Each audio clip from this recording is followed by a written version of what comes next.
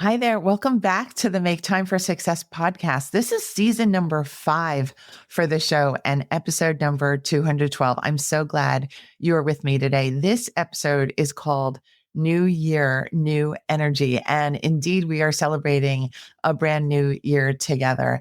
And I am just going to take this year and make things a whole lot less complicated. That's just my own commitment to myself. Perhaps you've got different ones for yourself. And I want you to wholeheartedly dig into what you need for your life this year. I've got some thoughts for how we can reclaim and revitalize our energy at the start of this year. And I can't wait to share those ideas with you now. Let's go listen to the episode. And I'm so happy that you're here with me now.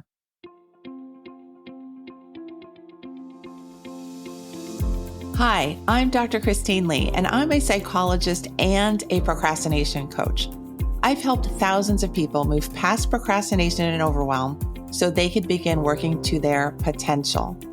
In this podcast, you're going to learn powerful strategies for getting your mind, body, and energy to work together so that you can focus on what's really important and accomplish the goals you want to achieve. When you start living within your full power, you're going to see how being productive can be easy and how you can create success on demand. Welcome to the Make Time for Success podcast. Hi there, everyone, and happy 2025. I'm so happy to be able to greet this brand new year with you together with excitement for what's ahead and with some thoughts about how we should approach this brand new experience and opportunity in front of us. First of all, I want to say I'm really excited and thrilled that this is the beginning of the 5th year of the podcast. And it really just is a sign of how quickly time goes by and really just makes me reflect about all the different experiences this podcast and speaking to you and sharing time with you all has brought to me and has created for our community. So thank you from the bottom of my heart from the beginning of this year for being a listener of this show. It means so much to me. And I really hope this content, this show, the energy that we create together means a lot to you in your life as well. So as we look towards 2025, I am going to suggest that we take an attitude of getting refreshed and starting the year strong, but knowing that we can be strong throughout the year without wiping ourselves out. I think the end of the year always tends to be a lot for midlife women with so many different accumulated responsibilities and overwhelm and energy depletion and the holidays and visitors and traveling. I myself am minutes away from going to visit my own in-laws. So believe me, I experience the same kinds of things as you probably have in recent weeks. But I want you to take a moment now, since you're with me on this show, to imagine what it would be like to really start 2025 with real clarity, with real focus, and with true energy in your hearts, minds, and bodies, that you have everything you need to pursue everything that you want in the next year. We're not going to start feeling like we've been run over by a truck or anything like that, that this is actually a time for reflection, for refreshing our energy, and for reinvigorating our goals. My thought before pressing record today was that for myself, I'm thinking that this year is a year of action for me, that I'm going to reduce all of the background labor that I tend to do. And there is a good amount that I do, but I know that every year that I could let some of that go, because with each year I get a little more experienced. I get a little more ambitious. I get a little more myself. And it is okay to use what you've accumulated in terms of wisdom and in terms of strategies and in terms of just going ahead with things and trusting that things are going to go well. It's okay to use all of that as you move forward in 2025. I'm going to suggest that this year is the year of the midlife woman. It is the year that midlife women decide everything is going to work out well, everything is going to work out smoothly, and I'm going to take action really quickly and with confidence. So I'm going to share some ideas for how exactly to do that today in this episode.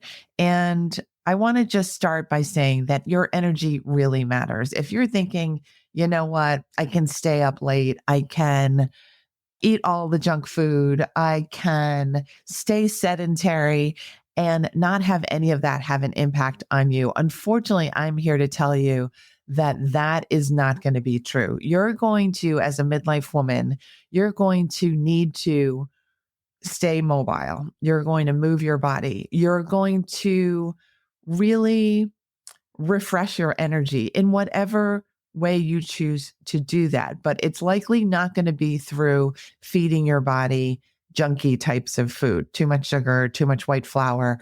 You're going to decide this is the year where I understand that my physical body, my mental energy, my emotional well being is all tied up in one, that I am one singular being and I am someone who requires a lot of self care, a lot meaning intentional self care, a lot meaning daily self care, a lot meaning I'm going to move my body and make sure that I don't get achy joints, that I experience fresh air, that I get myself 7 or 8 hours of sleep every night because it's time. It's time to get all of that in order. So manage your sources of energy, your physical body, your emotional well-being, and your mental energy. What are you thinking across the day? Those 60 to 80,000 thoughts that run through your head every day. Make sure they are supporting you. Make sure they are positively oriented. Make sure they are not filled with catastrophic events and beliefs about things that are never going to happen, things that are negative, because we don't want to attract that kind of stuff for this new year. We want to attract really wonderful ease, good things, and of course, our highest goals. So now I have 3 steps for you to try on that can help you reclaim your energy as we start the new year together. The first step is that you can declutter your commitments. And that will mean very different things to each one of you listening today. But I want you to think to yourself, how do I want this new year to feel? And then I want you to look at the commitments you have in your life, whether it's to organizations or to particular people or to particular habits. I want you to decide that you have 3 that you can downsize or you can just plain out release and delegate right now, just because you're listening to this episode. What will it cost you to keep commitments that aren't aligned with your needs and with your goals this year? I want you to get rid of those costly commitments right now so that you can start off feeling lighter at the starting line. And I love how this decluttering concept works because no matter what I declutter, I always feel this jolt of surprise, like, wow, was it really that easy? And then I feel the freedom of not having to move forward with that weight weighing me down anymore. And it just feels so delightful. So I really suggest you try that on for size. Find 3 things that you can get rid of, throw away, delete, break a commitment with, and say, you know what, I'm free from this from now on. The second step that you can do to reclaim your energy is you can simplify your focus. Also, a huge technique for lightening up your energy and finding the energy that is missing. I have found so often, whether it is my own behavior or the behavior of my clients, when we are focusing on too many things and thinking that we're going to get to everything and thinking that we're going to do everything just perfectly, we start to slow down. We start to get an energy slowdown because our energy is spread across so many different things. So think about what happens around the holidays. Our focus tends to center around family, around being nice to other people, around buying gifts. It brings everything together. And for most, that is effective. For some people, it's completely overwhelming. But of course, for many, it really is a time where, you know what, we practice focusing on just getting through the end of the year and making it nice for ourselves and other people, the people that we love. So use that kind of practice of simplifying your focus throughout the year. It is really okay. I think the fear that many of us have around not simplifying our focus is that something is going to be dropped, that we're going to fail in our performance somehow. But what I found is that when we simplify our focus, we actually get more done. We get more done with greater efficiency and with greater power and with greater and better results. So decide for yourself that when you choose to do things in a way that is in alignment with your energy needs, everyone is going to benefit. Your results list is going to improve. You are going to feel proud of yourself. That is going to have a ripple effect in your life. So again, don't be afraid moving forward. Be empowered. All right. The third step to reclaim your energy is to make sure that you have some sort of practice of recharging your energy every single day, whether it's a walk around the block, whether it is drinking more water, whether it is having some sort of deep breathing practice, doesn't matter. It just matters that you do something, that you take charge of your system instead of feeling that you are vulnerable to your systems. You are the boss. You are the manager. You've heard me talk about this before in the podcast. You are the creator of the system that you're going to run by this year. So let's get you being really masterful at this creation process. Decide, what are you going to do for the next 7 days without fail in a streak kind of way so that you can actually see the benefit instead of deciding that you're flattened by the new year already. I don't want you to walk into 2025 thinking that you've got no chance of success, because guess what? The entire planet is thinking right now, what am I going to do this year to increase my feeling of being successful? Remember, you can make time for success. All right. If you happen to, at this point, feel like you have some sort of resistance, you're saying to yourself, you know what? 2025 is already booked up. I'm too busy to make any changes. I want you to just pause and decide that you need to prioritize yourself. All the to-do list items, they're still going to remain. Things are going to tug at you. And that is how things are supposed to be.